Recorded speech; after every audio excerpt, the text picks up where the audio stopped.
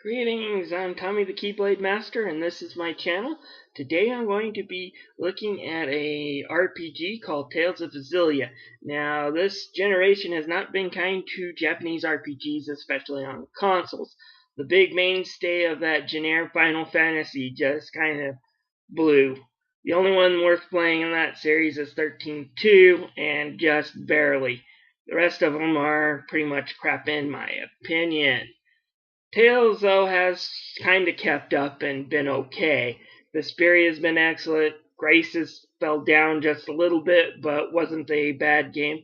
And now Tales of Xillia came out last year after a long delay in Tales' game. Is Xillia a great game? Let's find out.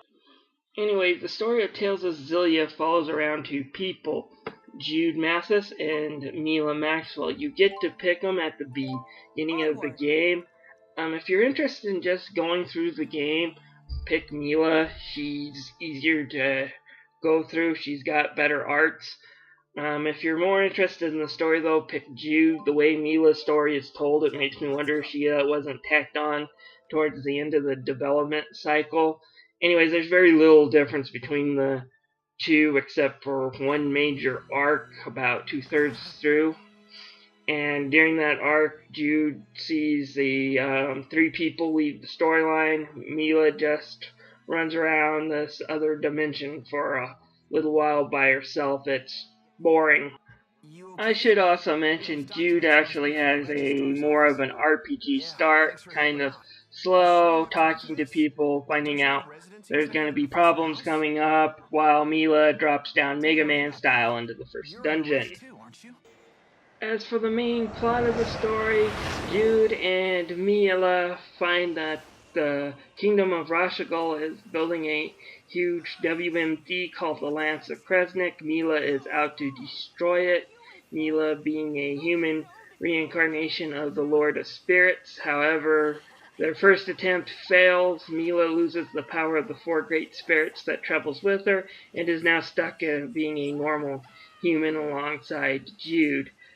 The plot is pretty good. It's nothing too extraordinary outside of what you expect from JRPGs, but at the same time, it does do better than a lot of Tales series, which their plots become so cliche that I can see the twists coming way before they happen. This didn't happen in Tales of Xillia. There's a lot of great twists on both stories, and the characters are likable.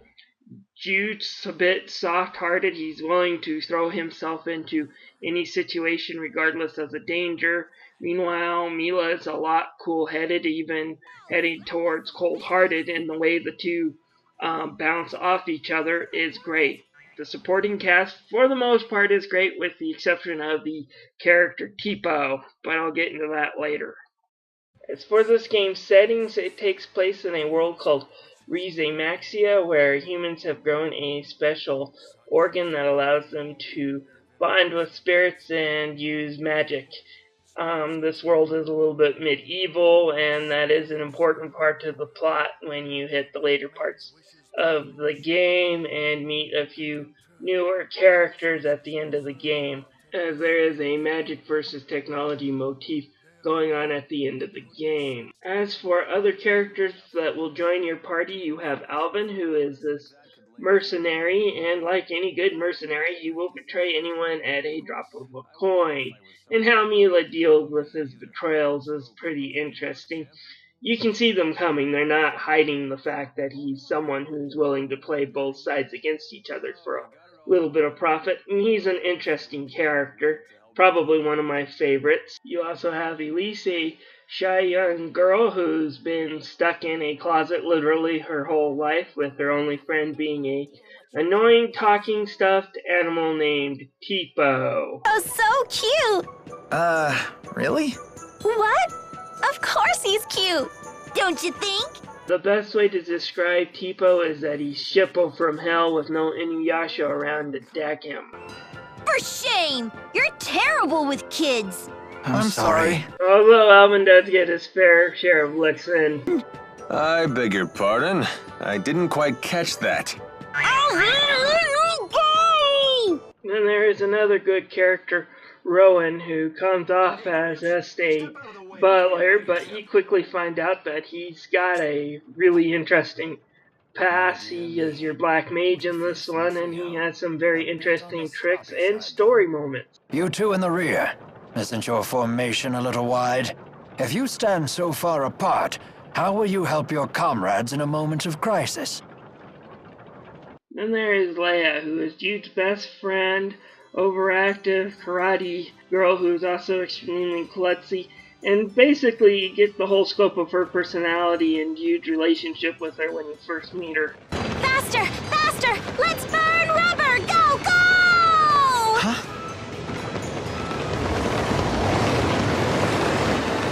Rockbox, stop! You're right! Slower! Go slower!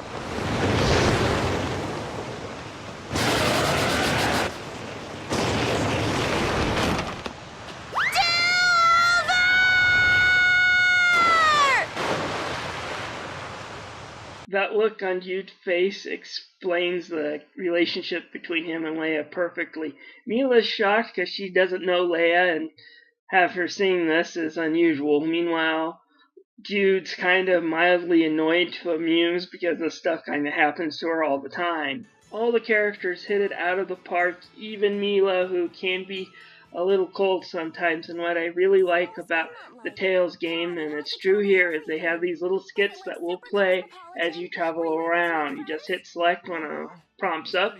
They're completely optional to watch, but they're amusing, and they also shed details on these characters' lives and how they think. Very few RPGs ever get their characters developed as much as the Tales series, and that's why I like going through their storyline. One of the things I like about the Tales series is they always have a villain that's more in depth. Sometimes it gets a little cheesy, but they usually have a villain that's more than I want to conquer the world / destroy the world because it's Tuesday, more so than the Final Fantasy series. This time the game's final villain is pretty interesting. Neither he nor Jude created the problem that faces the world, and they both want to save it. But there's a precious resource that must be used, and how to use it the best is the main cause of that conflict towards the end of the game. He's really well developed. He's pretty decent guy, but at the same time, he's also a big enough jerk that you don't mind pounding face into the ground. As for the game's graphics, they are beautifully cel-shaded in-game. It looks like a Japanese anime, which is the look that the game is going for. It's got some bright colors. Each area looks different. All in all, it's a really good-looking game.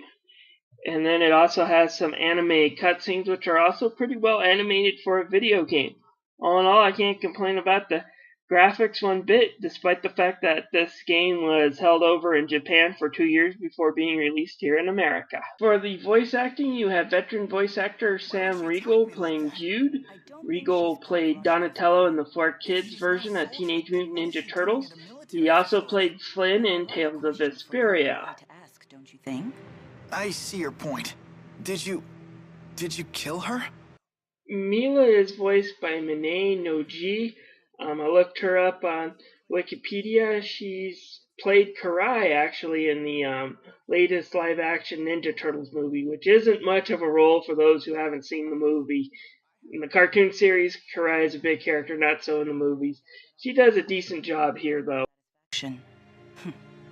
I wouldn't even know where to apply for a Spirit ID card. Is it really okay for me to be following this person? Now, a lot of people will say the voice of Mila is a little bit stilted, and I kind of agree with that, but it fits her character. She is a little bit stilted as a character. She believes she is a demigod. She has spent time around these 4 other demigods, not around humans, and she really possesses very little emotion and is kind of surprised by them, so it fits the character. I kind of like the portrayal. In the second one, she's got a lot more emotion to display, and the same voice actor does it rather nicely.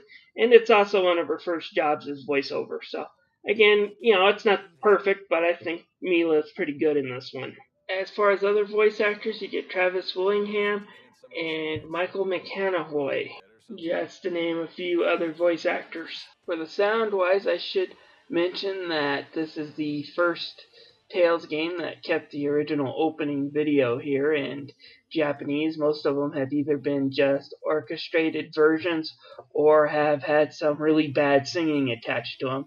I'm a little indifferent about this change, but I can understand why some hardcore Tales fan would want to keep it this way. My only complaint is I wish they had subtitles on these. Now let's talk about Tales of Xillia's amazing gameplay. Like most Japanese role-playing games, it's kind of huge. Let's start off with the non-battle stuff. Like most Japanese role-playing games, you're still going to be getting experience, gold, money, and other stuff to level up your character. Money will be used to, of course, buy new items and equipment. What makes Xillia different and something I love about this one is that you can get all those extra items and just donate them to shops to increase the shop level. Each town you visit is the same shop pretty much, and what level the shop is the amount of stuff you can buy. The higher level the shop is, the more they offer and at cheaper prices. So it helps to give those extra goodies you get in combat to the shop. However, on certain days they will offer bonuses for certain items, so don't just cash in all at once. Wait until there's a double or triple bonus and then give them all your items of that area to level up that shop. It's really nice if you stick around and grind in an area, you can buy better equipment as well as level up your character. I love this option, and it's a shame they removed it in the sequel. Another thing I like about this one, though, and it's true in the sequel, is that it's a large open area. Each area has things like sacks or little things you can find in the trees that you can collect, as well as monsters gathered around for you to either fight or avoid. And the game also has a variable difficult level. The higher the difficulty, the more money and items you'll pick up. But you can change this on the fly, and another great addition to the game is if you die at a boss battle, you can retry right away, change your equipment, change your stats, and even change the difficulty. So, my advice if you're first timing through this is set it on a normal to moderate difficulty level, especially when you're running around and grinding, and then when you hit a hard boss, just switch that sucker to easy for a while until you beat that boss you're having troubles with, and then go back to normal. It's how I played through the game, and I liked it. Leveling up when you gain experiences goes through this thing called the Lilium Orb. Now you use points to level up and to activate nodes which increase your stats. Whenever you complete a complete square around a little circle thing, it will give you either a skill or a new art to use. So that part I also liked. Pressing select, though, will allow you to auto-level, and it will just fill in whatever the game thinks your best stats should be. I personally do it manually most of the time, except for on New Game Plus, where I carry over my level and it makes me fill out my orb again. That select button becomes incredibly useful when you have 300 moves to make. And finally, one of the best new features in this game is early on, once you acquire the world map, you're allowed to warp back to any place you have visited before. Great for those side quests because the world is sort of large and open. There will be a few times when this feature is disabled, but for the most time you're allowed to travel anywhere you've already been. Now that I am done with the RPG and stuff, time to get on to why Tales is one of my favorite RPG series. It's one of my favorite fighting games. Yeah, you heard me, it's kind of a fighting game when you get into the battle system. It's not River City Ransom type fighting game, but it's pretty close. When you touch a monster, you'll get hurled into battle, and then you are pretty much button mashing. Just like other Tales games from Symphonia, doing regular attacks using the control stick and the X button will allow you to gather TP. Using the control pad and circle will do arts that you have equipped, which will consume that TP. New to Xillia is the link system. Here you will link with another person. These people will do special things. One will heal you, one will bind. But basically, whenever you do an art, when the link gauge is full, you will do a link attack, which is an extra powerful attack. Fill that bar completely up, and you'll go into overdrive where you can do any link attack at random and even combo them. Of course, if you have any arcane arts attached, you'll go into mystic arts. Now, this link system is kind of nice. It has some unique features to it. It allows you to really customize who you go into battle with, but it's also kind of a negative.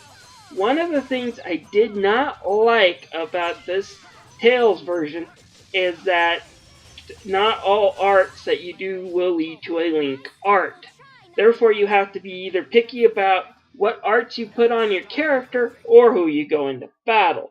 So I generally found myself going with, for certain characters, 2 white mages, and then either Mila or Jude, since you're stuck with them most of the way through, and build my arts based on that. And it kind of brings down some of what the original Tails is. I shouldn't have to worry about not taking Rowan into battle, because if he's around, I might not be able to build that Link gauge up. And again, going into overdrive and performing mystic arts becomes very important towards the end of the game, because the enemies get very powerful and can perform the screen-clearing mystic arts of their own. It's the one real big negative of the game. Is the Link system has a great idea, has some great uses, but it has that one little flaw. Fortunately, they did fix that in the sequel, and I'll cover that when I get to the sequel review. But outside of that one little flaw, Tales of Xillia is a really fun battle system to it. I should mention that the game is nice enough to allow you to switch in and out characters by pressing the right thumbstick and switching a new character. It's still not as good, I think, as just allowing any art to trigger a Link art, even if it's a weak basic one like they did in the sequel. I guess I should talk about titles, grade, points, and trophies. They're all linked together. Here, as you do things, you will unlock titles, which will give you grade points, which you will use in New Game Plus mode to unlock stuff like earn half your level or to double your gold or whatever. And then there's also trophies that when you unlock a certain title, you'll get that trophies. Most of them build up to where, the last trophy in that sequence of titles will earn you the PSN trophy. So I really like how they do it. It makes it so I'm not penalized like in the old Tales game for fighting tough monsters, because it might actually reduce my grade for the game. And it also makes me want to go do side quests if I want the most out of the next game, or to choose what I want in New Game Plus wisely so I can build up more title points so I can equip more stuff the next game over. It's a great way to increase replayability and also make getting the trophies hard as hell. I give Tales of Xillia a 5 out of 5. It's perfect for those looking to break into the action JRPG genre. I have very few complaints overall. Like I said, this is close to perfect. The only other game I could say that might surpass it if you're new to the genre is Kingdom Hearts, but it's a very, very close call. But if you're looking for the JRPG genre, Tales, if you got a lot of time to spend, Kingdom Hearts 1.5 HD Remix with the Kingdom Hearts Final Mix if you're kind of more casual. Both are great games. I can't recommend Xillia enough. I don't think the Tales series gets enough credit, and I can't wait to review the sequel because it's got a lot of great things and a few bad things. Anyways, thank you for watching my review. If you liked it, please press the thumbs up, and if you want more of my reviews, please subscribe to my channel. I will be doing a review on Tales of Xillia 2 soon. I just got done with it. It's a pretty good game. There's a few flaws in it, though, that I'm going to have to address, but other than that, it's a really great game.